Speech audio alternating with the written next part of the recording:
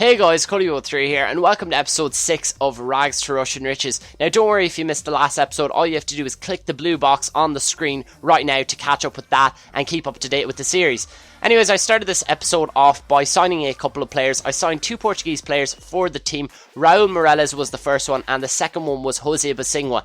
And they were 2 big improvements on the 2 players I had originally in at right back and centre attack and mid. Firstly, we had Jose Bosingwa, who replaced Paulo Ferreira, and the first thing I noticed was the massive pace improvement between the 2 players. And likewise, Raul Meireles just had that bit more about him than McEachran, who he did replace. So we got 2 more silver players out of the team and replaced them with 2 gold players. Anyways, I brought my new and improved team in to play a couple of matches, and you'll see the first guy I come up against has a very, very poor team in terms of chemistry, dead links, and also people playing out of formation. Few decent players in there. He's got Farfan, also Raul Meireles, coincidentally enough. Anyways, I do get the first goal 3 minutes in.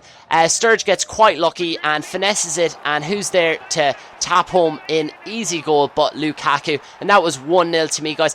And you might notice there in the top right of the corner that I am actually on a win streak. I only noticed after the last episode that I had won quite a few games in a row, and it ended up at 19 games in total that I had won coming into this episode. So I said I'd keep track of it and I'd leave it up there in the top right until I did end up losing. And we did get off to a great start. We increased our win streak to 20 with that guy rage quitting after only 10 minutes because I was 2-0 up. Anyways, the second guy we come up against is a guy with a full Bosnian team. His name's Bosnian Bulls. So I'm going to take a guess that he probably is from Bosnia. Anyways, he's got Edin Dzeko and an inform up front. I don't quite know who he is.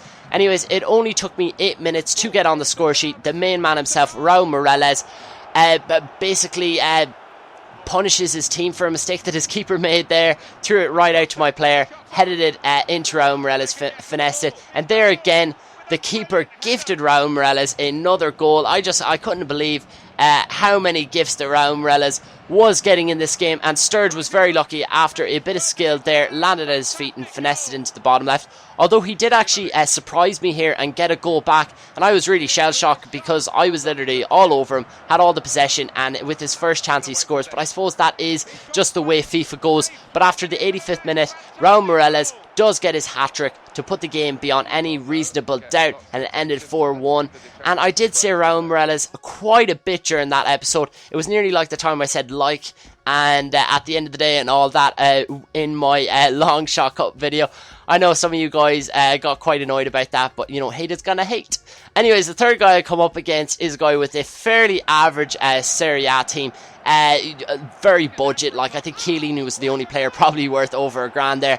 And who's the main man himself? Raul Meireles, there to make it 1-0. But this guy was very good, and I lost a bit of respect for him here. He did get very sweaty and tramped it, and that's how the game ended at full time, 1-1. And I wanted to keep that win streak going and bring it up to a 22. And you'll see here it does go to extra time, and Daniel Sturge toys with his defence. He was using a bit of contain, and I punished him there 116 minutes in, and that's how the game ended for 2-1. So we increased our win streak and we kept it going, and it is still alive. But I ended the episode off with a bit of trading, and I did a lot of trading. Well, a nice bit of trading, not many players. Lampard there for just over 15k, which is an absolute bargain. We'll make about 10k off him. Puyol for 10k. We got a Cavani there as a cam for 2,100, which is a good price. We got Lavezzi in a left mid, 4-4-1-1 for 3,300. Also picked up a Maicon in a 4-3-1-2 for just over 10k, and that's the second biggest bargain next to Lampard. Both of them were about the same. Benzema, it was only the 84 version, 442 for 4,100, but he does sell for in excess of over 10 grand, especially in a good formation like that. And finally, checking a 442 for 6,600. Anyways, you'll see the prices that the players sold for. Lavezzi first there, I made nearly 3k profit after tax off him. Puyol I sold for 15k, made just over 4k off him. And Cavani in centre attack mid we sold for 6,500, and I made just over 4 grand profit off him after tax. And the big one there, one of the big two, Lampard, we sold for 26,500, and we made just shy of 10 grand off him.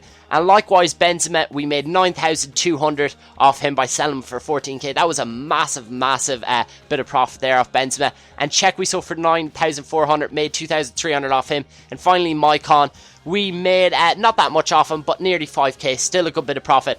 Anyways, guys, one last thing before I go. I posted a video up on SA Sports Gaming, so I'll leave a link in the description below. Definitely go check that out and leave a like. But that's pretty much it for this episode, guys. I hope you enjoyed it, and I will see you for the next episode.